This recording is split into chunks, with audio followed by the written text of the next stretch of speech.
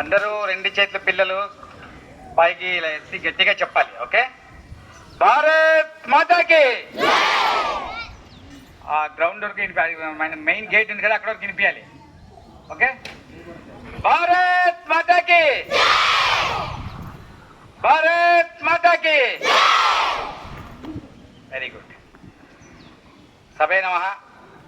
సభ మీద ఆశీస్సులైన head master Satyanarayana గారికి మరియు నా ఇతర టీచర్లకు, నా సహచర మిత్రులకు, పేరెంట్స్కు, అలాగే ముఖ్యంగా ఇక్కడ కూర్చున్న చిన్నపిల్లలందరికీ కూడా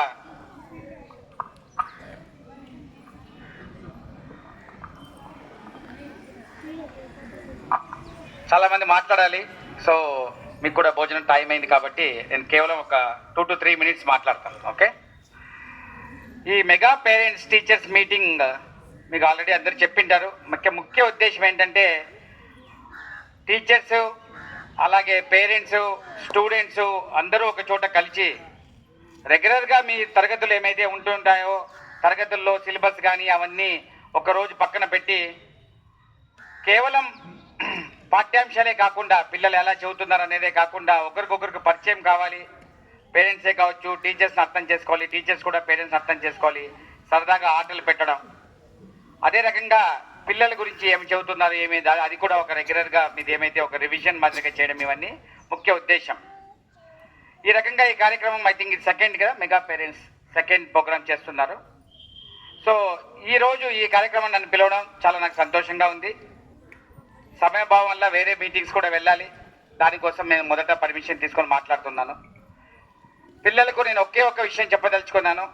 నాకు చాలా సంతోషమైంది అంటే ఇక్కడ ఏమైతే ఈ గ్రీన్ పాస్పోర్ట్ అని పెట్టి ఏక్ పేడ్ మాకే నామ్, నరేంద్ర మోడీ గారు ప్రధానమంత్రిగా అయిన నరేంద్ర మోడీ గారు తల్లి పేరు మీద ఒక చెట్టు నాటాలి అని ఒక పథకం తీసుకొని వచ్చారనమాట. అంటే ఒక విషయం ఏంటంటే ప్రతి ఒక్క విద్యార్థి కూడా ఒక చెట్టు నాటి, మనం తల్లి పేరు మీద ఒక చెట్టు నాటి చెట్టు పెద్దగా అయ్యేంత వరకు మనం చూసుకోవాల్సిన బాధ్యత ఉందన్నమాట.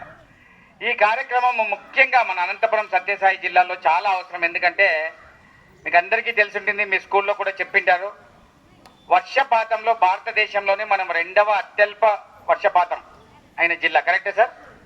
2 ఇప్పుడు 1 2 అంటే రాజస్థాన్లో ఒక జిల్లా అయిన తర్వాత తక్కువగా వాన కురిసేది, అంటే మన విషయంలో చెప్పాలంటే వాన తక్కువగా వచ్చే జిల్లా ఏంటంటే భారతదేశంలో మంది సెకండ్ అనమాట.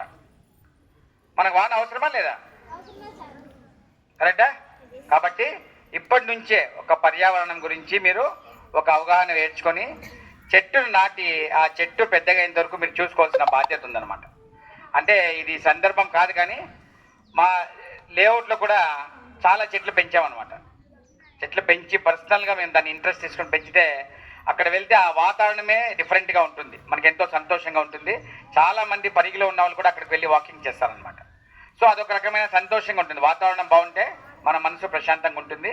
మన పర్యావరణానికి మనం చూసాం, కరోనా వచ్చినప్పుడు ఆక్సిజన్ లేకుండా చాలామంది చనిపోయారా లేదా? అలాంటి పరిస్థితులు మళ్ళీ రాకుండా ఉండాలంటే మనం చెట్లను పెంచాలి. అదే రకంగా పిల్లలు, నేను ఎక్కడ ఏదైనా మీటింగ్స్కి వెళ్ళినా కూడా పిల్లలు కొన్ని విషయాలు చెప్తుంటే, చాలా చిన్న పిల్లలు కాబట్టి మీరు కొన్ని విషయాలు నేర్చుకోవాలి. మనం కొత్త బట్టలు వేసుకోవాల్సిన అవసరం లేదు రోజు. ఓకే, మన బట్టలను శుభ్రంగా ఉదికి నీట్గా, అంటే ఇది పేరెంట్ టీచర్ మీటింగ్కి సంబంధించింది కాదు, నేను జనరల్గా చెప్తున్నాను. శుభ్రంగా ఉండేటట్టు బట్టలు వేసుకోవాలి. తర్వాత రెండవది, మన పరిశుభ్రతకి చాలా ఇంపార్టెన్స్ ఇవ్వాలి. నీట్నెస్కి మనం రోజు 2 సార్లు స్నానం చేయడం, మాట్లాడేటప్పుడు బ్యాడ్ స్మెల్ రాకుండా, అంటే నోటి దుర్వాసన కానీ బ్యాడ్ స్మెల్ రాకుండా ఉండేటట్టు చూసుకోవడం. ఓకే, మూడవది మన కమ్యూనికేషన్ స్కిల్స్ ఇప్పటి నుంచే పేపర్ చదవడం నేర్చుకోవడం, ఇంగ్లీష్ మాట్లాడడం, ఇంగ్లీష్ నేర్చుకోవడం. ఎందుకంటే ప్రపంచంలో తెలుగు చాలా ముఖ్యం. తెలుగు మన మాతృభాష, తెలుగును మనం కాపాడుకోవాలి. దాంతో పాటు కూడా ప్రపంచంలో రేపొద్దున మీరు బయట వెళ్ళి ఉద్యోగాలు కానీ మంచిగా గ్రూప్ 1 కానీ ఐఏఎస్ కానీ ఇవన్నీ చేయాలంటే మనకి ఇంగ్లీష్ కూడా అవసరం. కాబట్టి ఇంగ్లీష్ మీద కాన్సన్ట్రేట్ చేసి కమ్యూనికేషన్, తెలుగు అయినా సరే నీట్గా మాట్లాడడం నేర్చుకోవాలి. అదే నాలుగోది వచ్చి యాటిట్యూడ్, అంటే ద వే యూ బిహేవ్. మనం వేరే వాళ్ళతో ఏ రకంగా మనం ప్రవర్తిస్తాం, మన క్లాస్లో ఉన్న టీచర్లతో కానీ, ఇంట్లో అమ్మ నాన్నతో కానీ, పక్కన ఇంట్లో వాళ్ళతో కానీ, సమాజంలో మనం ఎలా బిహేవ్ చేస్తాం అనేది కూడా మనం నేర్చుకోవాలి. ఐదవది, మనం ఒక స్థాయికి వచ్చిన తర్వాత మన ఇంట్లో వాళ్ళని చూసుకుంటాం, అమ్మ నాన్నని చూసుకుంటాం, పెద్దగా ఎంత పెళ్లి చేసుకుంటాం, అవన్నీ మామూలుగా చేస్తారంట. కానీ సమాజానికి మన నుంచి ఏమన్నా ఉపయోగం ఉందా అని కూడా మనం ఆలోచించాలి. సార్ అది మీరందరూ పెద్దోళ్ళు అయినారు కాబట్టి ఉద్యోగాలు తెచ్చుకొని వ్యాపారాలు తెచ్చుకొని సమాజంగా ఏమన్నా చేస్తున్నారు. మేము ఇక్కడ ప్రతి శుక్రవారము గర్భిణీ స్త్రీలకు భోజనాలు ఇస్తామన్నమాట పరిగి హాస్పిటల్లో. ఇప్పటికి ఒక 25,000 మందికి ఇచ్చాం. నా జీవితం ఉన్న రోజులు కూడా ఇస్తామని చెప్పినాం. ప్రతి శుక్రవారం ఇస్తాం, ప్రతి నెల 9వ తారీఖు ఇస్తాం. మేమేమో వ్యాపారం చేస్తున్నాం సంస్థ ద్వారా, లేదా ఇది ఉద్యోగాల్లో ఉన్నారు ఇస్తున్నారు, మేమేం చేయొచ్చు అని మీరు అడగవచ్చు. చిన్నప్పటి నుంచే క్లాస్లో ఎవరికైనా అబ్బాయికి బాగాలేదు, జ్వరం వచ్చిందంటే ఆ అబ్బాయికి ఏమైనా నోట్బుక్ సహాయం చేయడం, లేదు ఒక అబ్బాయికి చాలా కష్టం ఉంది అంటే వెళ్ళి మీ ఇంట్లో వాళ్ళకి ఎవరికైనా చెప్పి అబ్బాయికి ఏమైనా ఆర్థికంగా అబ్బాయికి అమ్మాయికి సహాయం చేయడం. ఈ రకంగా సమాజం గురించి ప్లాస్టిక్ వాడకుండా ఉండడం, చిన్నప్పటి నుంచే ప్లాస్టిక్ వ్యతిరేకంగా ఉండడం. ఇప్పుడు మాకే నామ్ ఎగ్ పేడ్ అన్నారు కదా, ఇలాంటి కార్యక్రమాలు, చెట్లు నాటే కార్యక్రమాలు, ఒక నీట్నెస్ స్కూల్లో మనం చూస్తుంటాం. ఇప్పుడు ప్రోగ్రామ్ అయిపోయిన తర్వాత రేపు పొద్దున్న మన స్కూల్కి వస్తేనే అంత చెత్త అంతా పడి ఉంటుంది, వాటర్ బాటిల్స్ పడి ఉంటుంది, వాటిని అంతా నీట్గా తీసేయడం. ఇలాంటివన్నీ చిన్నప్పటి నుంచి మనం నేర్చుకుంటేనే మనకు పెద్దగా ఏంటంటే వస్తుంది. ఓకేనా? సో మిగతా విషయాలన్నీ సార్ వాళ్ళు మాట్లాడతారు. ఈ అవకాశం ఇచ్చిన మీకు అందరికి కూడా కృతజ్ఞతలు, ధన్యవాదాలు తెలుస్తున్నాను.